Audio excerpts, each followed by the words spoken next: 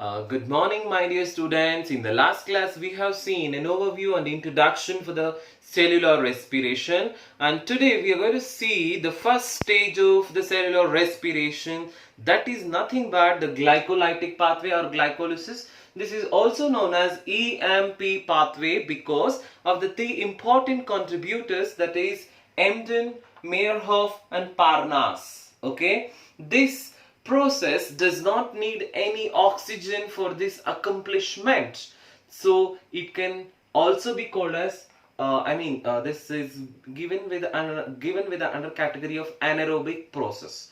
So it can happen in both aerobic organisms as well as in the anaerobic organisms, as this process does not require any oxygen for this accomplishment. Next one is location. Where this glycolysis is happening? Yes, it is happening exactly in the cytoplasm of the cell. And then there are 10 different steps of the glycolytic pathway. When you see as a whole, it looks like, oh, it's quite difficult. It seems to be quite complicated, but not exactly. But if you understand the whole process step by step, it seems to be much easier for you to understand as well as for you to remember the whole process also. Okay, if you see the whole glycolytic pathway of 10 steps, we can categorize them into two phases. One is the preparatory phase, because in this phase the whole process is going to utilize the energy. Okay, you can see here there is a utilization of the ATP molecule, as well as there is one more utilization of the ATP molecule. So we will call it as preparatory phase. Why we call it as preparatory? Because the motto of cellular respiration is to produce the energy, right? But instead here it is utilizing the energy. So you can ask us like how it is like justified that when we say a cellular respiration is to produce the energy, but here it is consuming. You can just compare. You have a fire stick. Initially you need to provide some energy of heat energy, right? So then only it will catch the fire and then it can start burning and then it will produce more energy. You can just make a comparison with that. Just like that, here initially it is going to utilize very small amount of energy, that is 2 ATPs here, and later on it is going to pay off huge number of ATPs. That's why this the steps which are included, starting from the glucose up to the formation of glyceroldehyde 3-phosphate and the dihydroxyacetone 3-phosphate, dihydroxyacetone phosphate, we will call it as the preparatory phase. So now students, let's see the each step of the glycolytic pathway. And before that, I have to mention one more important information, that in the biology we don't expect the structures of these each molecule which much more important, not required exactly to remember all these structures. But one thing I have to tell you, if you understand these structures and what is happening exactly, you can easily understand as well as you can easily remember it for the long time, instead of simply by hearting glucose 6-phosphate, fructose 6-phosphate. But if you see, understand the structures and where exactly the changes are happening in each step of the reaction, it will become much more easier for you to remember. That's why I'm going to explain this whole process along with the structures. I suggest you also please practice in the same way so that it will be much easier to make this whole process. Okay, the glucose, which is a 6-carbon molecule, which is getting converted into glucose 6-phosphate. Why this name is given? Because the phosphorylation is taking place in the 6th carbon atom of the glucose. Okay, which enzyme is doing? Hexokinase. I'll tell you one easy tip for you to remember the names of enzymes. You remember that in biochemistry or in metabolism, so wherever we mention about the enzymes, most of the time we will give the name of the enzymes based upon the substrate. I'll just tell you this at last. Okay, the glucose is getting converted into glucose 6-phosphate by hexokinase enzyme by the utilization of one ATP molecule. Okay, so that's why the phosphate group is added up in the 6th position. and then there is one isomerization reaction happening, and glucose 6-phosphate, which is an aldehyde having sugar or the aldo sugar, is getting converted into keto sugar, that is fructose 6-phosphate. So you can see there is an isomerase enzyme is functioning here. So on which it is functioning? So there is a phosphate group and this is a glucose. So the name is given phosphoglucoisomerase. Okay. So now we get the the fructose 6-phosphate. The fructose 6-phosphate is getting converted into fructose 1,6-bisphosphate by an enzyme called because already one phosphate group is there and the substrate is a fructose. And what process is being done? The phosphorylation. Kinases are the group of enzymes which catalyze the phosphorylation. So the name is given phosphofructokinase because substrate is phosphate containing fructose and phosphorylation is happening. So we will get the product as the fructose 1,6-bisphosphate, actually fructose 1,6-bisphosphate we will call it. Okay, fructose 1,6-bisphosphate. This fructose 1,6-bisphosphate is having 6 carbons in it, and this is splitted into 2 molecules of triosis. Okay, that is each carbohydrate or each sugar having the 3 carbon atoms in it. You can see here. So the aldolase splits up the fructose 1,6-bisphosphate into dihydroxyacetone phosphate and glyceraldehyde 3-phosphate. You can see why there is the name given as glyceraldehyde, because there is an aldose or the aldehyde group, because it's an aldose sugar and it is having one phosphate group in the 3rd carbon atom. And similarly here you can see there is it's a keto sugar and it has got a 2 hydroxyl group. There is one hydroxyl group here, there is one more here, but this hydroxyl group is being phosphorylated, so the name is given dihydroxyacetone because there is an acetone group and the phosphate is there. So the name is given as dihydroxyacetone phosphate. So here, my dear students, you have to remember one more thing here. These two are isomers of each other. This is an aldo sugar, this is a keto sugar, but still both of them can undergo interconversion with each other. And the enzyme which is doing this function is triose phosphate isomerase. The name is given because both the substrates are trioses and both of them having one phosphate groups. And what process is being done? Isomerization. So the name is given as triose phosphate isomerase. So this whole process is called as preparatory phase. So in this, what type of questions can be asked in the NEET exams, and we have seen so many times being asked in the previous years, are as follows. So the enzyme which is phosphorylating the glucose into glucose 6-phosphate, this enzyme you have to remember, and you have to also remember that which are the steps which are irreversible in the whole glycolytic pathway. There are only 3 steps in the whole the 10 stages glycolytic pathway which are irreversible.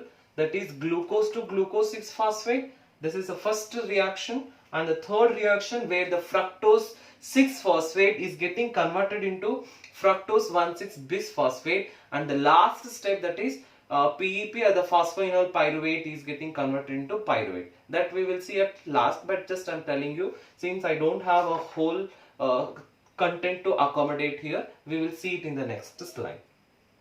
And what else question can be asked? Again, there is one more stage where there is a phosphorylation being done and where the ATPs are used up. There are 2 places where the ATPs are used up. Because of that, we will call it as a preparatory phase. One is in the glucose to glucose 6-phosphate, and the another one is fructose 6-phosphate to fructose 1,6-bisphosphate. So these are the 2 important reactions where the energy is being utilized instead of paying off. Okay, so that's why we will see, just you give me 1 minute, we'll see the second half, that is the pay off process. Okay.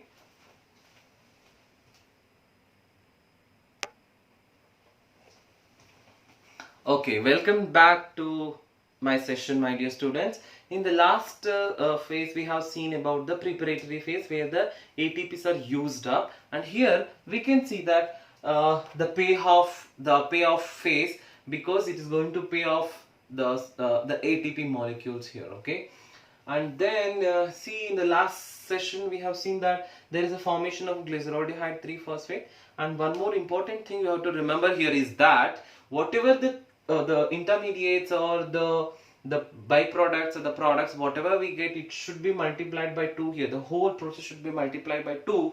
Why? Because in the last phase we have seen from 1 glucose we will get 1 glyceraldehyde 3-phosphate and 1 dihydroxyacetone 3-phosphates, which are interconvertible, and here the process is continuing with the glyceraldehyde 3-phosphate. So that's why from 1 glucose there is a complete possibility that we will get the 2 glyceraldehyde 3-phosphate. Since we are showing the reaction with the 1, I have multiplied everything with the 2. So glyceraldehyde 3-phosphate is getting converted into 1,3-bisphosphoglycerate. That means what? There must be one phosphate group should be added. It's not exactly that normal the oxidative phosphorylation, but here just an addition of an inorganic phosphate is being done here. So glyceraldehyde 3-phosphate is converted into 1,3-bisphosphoglycerate by an enzyme called glyceraldehyde 3-phosphate dehydrogenase. It's quite simple to remember.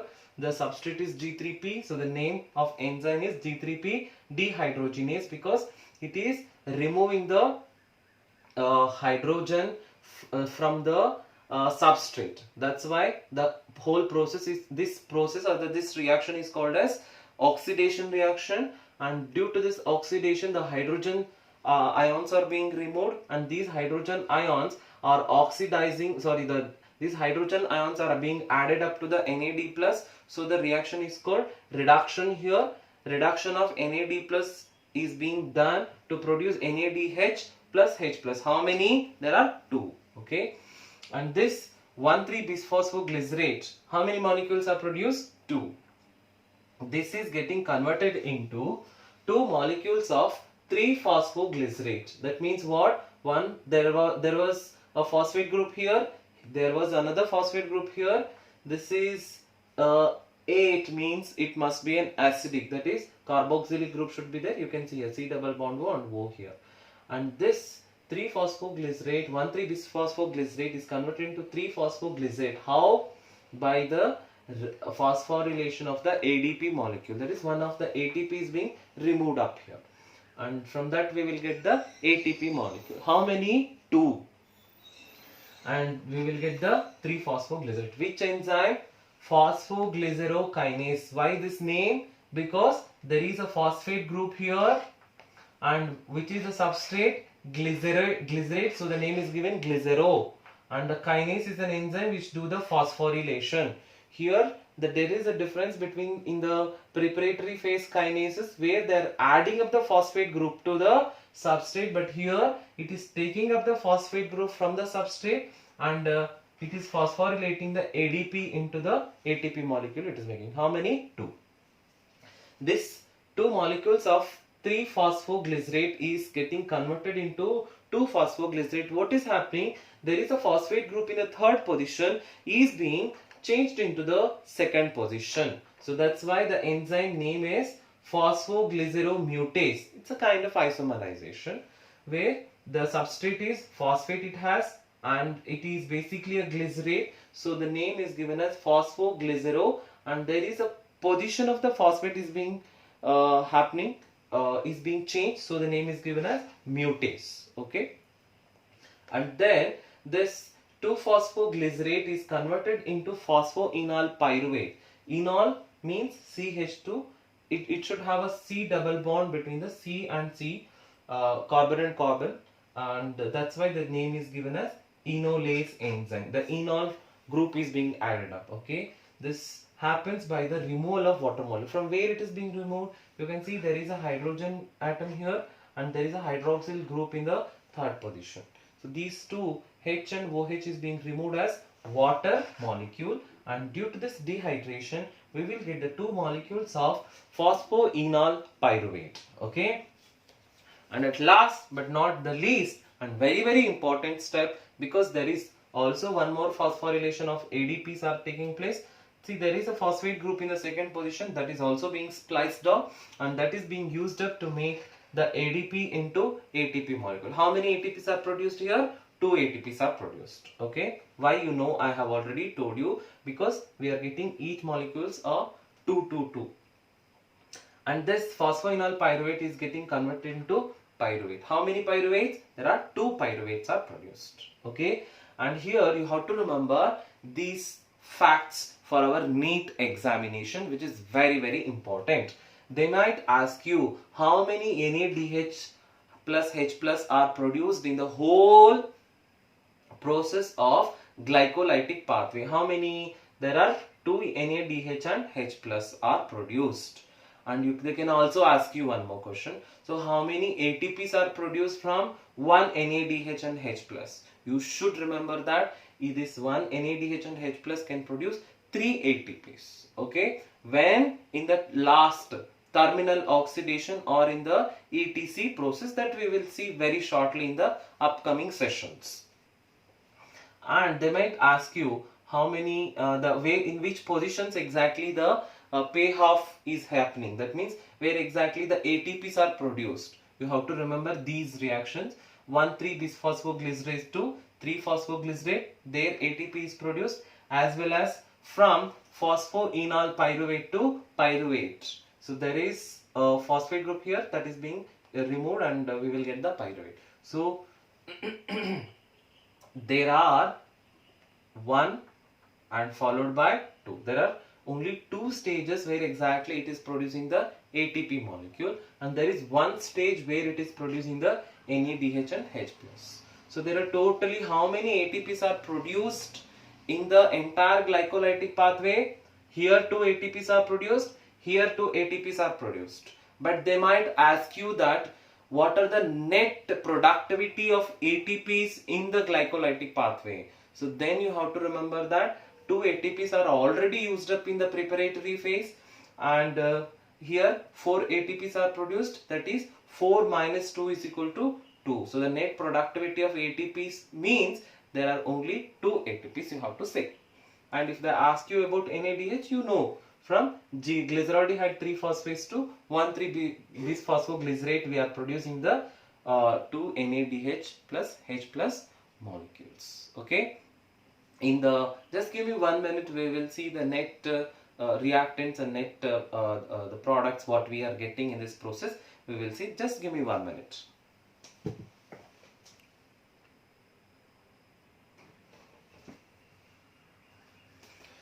Okay, welcome back my dear students. Now we will see the net results of the whole glycolytic pathway. Okay, here we can see that just now I have already told you there are 2 molecules of pyruvic acids are produced and 2 molecules of water. Can you tell me where exactly, Mr. Arun, where we get the water molecules?